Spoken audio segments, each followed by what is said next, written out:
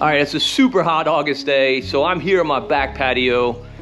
Gonna do something a little bit different today. I want to talk to you about something that's really important to me. You know, I've been doing what I do for 3 decades now. It's hard to even believe, but covering the outdoors here in Louisiana is my passion, and I've seen a lot of changes over those 3 decades. I remember way back when our redfish stocks got depleted because Paul Prudhomme introduced the world to blackened redfish. It's a great dish that I still make today. I remember when basically every popular fishing area was surrounded by gill nets. Gill nets were indiscriminate killers that caught anything and killed it. The state got those out of the water. Obviously, throughout the course of my career, I've seen my favorite fishing areas just vanish, just disappear, swallowed up because of coastal subsidence. But I'm not sure I've ever seen a decline in a fisheries population like what we're witnessing now with redfish. I started noticing it about 2 years ago. I went 2 months without catching a single redfish, and that was in the winter, normally the time when it's easiest to catch redfish. I asked a bunch of other anglers if they were experiencing the same thing, and I got kind of mixed reports. Some guys said, yeah, absolutely, it's been really tough. Other guys said, I haven't really noticed a change.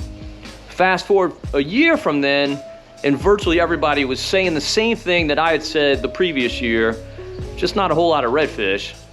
Now, a year past that, it looks like 1 year ago was boom time. Like, we had tons of redfish then compared to what we have now. One of the guys I know has a lodge that a bunch of guides operate out of, and he told me just a week ago that 3 of his best guides went out one day with perfect conditions and all came back with zeros. They all skunked. He said that's absolutely inconceivable just 5 years ago. Clearly something is going on. Now, it's obvious that the state's redfish population faces a lot of challenges. I mentioned coastal subsidence. Obviously, that's a profound issue. Also, a lot of forage fish are being harvested, particularly pogies, and that certainly is not helping.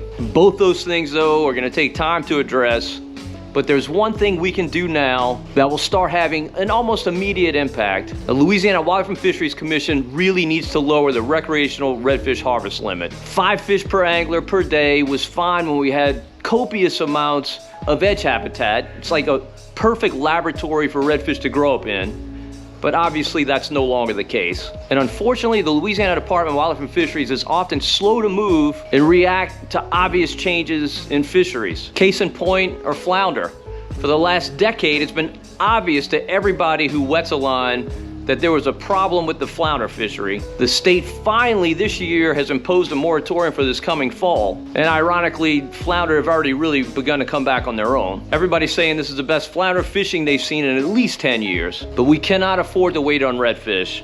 You know, speckled trout, you could almost think of as like an annual crop. A substantial number of 1-year-old speckled trout enter the fishery, and by their 2nd birthdays, almost all of them have. That's not true with redfish. They're a much slower growing fish. It takes them longer to mature. They live a lot longer.